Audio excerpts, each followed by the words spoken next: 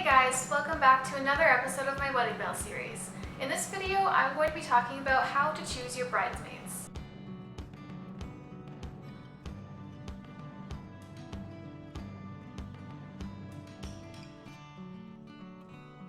My first tip about choosing bridesmaids is not to ask too soon. I read the wedding wire forums a lot, and you see time and time again about people having so many issues with their bridal party because they ask them too soon. Unfortunately, friendships change, and you really can't foresee how that's going to happen. And I know I broke this rule myself. I asked my bridesmaids the second I got engaged. That's how I told them I was engaged, was I asked them to be my bridesmaids. But one of them was my sister. Two of them I've been friends with since elementary school. We managed to keep in touch and still be best friends ever since I moved in grade 5. So I'm pretty sure those friendships are not going to change for the rest of my life.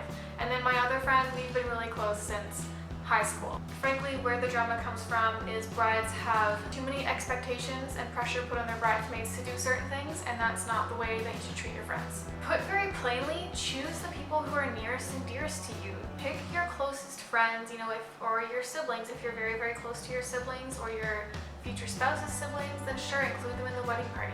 I don't think it's fair to say that you have to include your significant other siblings in your wedding party. If that was the case, and that would be like me expecting Peter to have my 4 brothers as his groomsmen. And that's not fair because he's not super close to my brothers, and he has friends that he's been close with his whole life.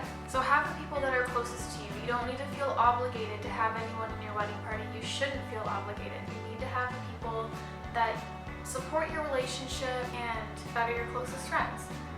Simple as that. How do you decide how many to choose?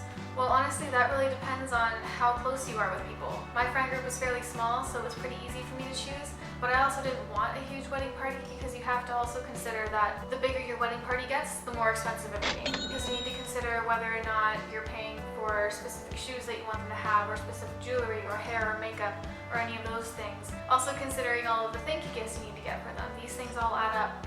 And the more wedding party members you have, the more that's going to be. So that's why Peter and I decided to go with 4 on each side. We figured that was a good number, and it just worked out.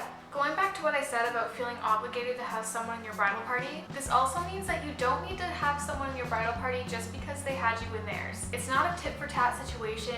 The other thing that a lot of ladies freak out about is having uneven bridal parties. I don't know why this is such an issue. It really doesn't matter. No one's going to judge you for it. If for whatever reason some bridesmaids drop out of your wedding, that doesn't mean you need to fill a spot in order to keep it even. That's an absolute no-no. Never fill a bridesmaid spot because she couldn't continue being your bridesmaid for whatever reason. Because that bridesmaid's going to know that she was second rate and second choice and is just there to fill a spot. And that's not fair to her. That's not fair to the bridesmaid you're replacing. And yeah, you don't need even sides. It's totally fine. You don't need any bridal party at all if that's what you choose. It's totally up to you. Also, if you happen to have a good friend who lives far away, that doesn't mean that they can't be in your bridal party. If they're willing to be there on the day, and if they're willing to get the dress, then they can be your bridesmaid because there's no other responsibilities that they have. But I'm going to stop there because that is for another video. But thank you so much for watching. I hope you enjoyed this video, and I hope you come back again for more. If you like this video, please hit that thumbs up button, and please hit that subscribe button. Bye!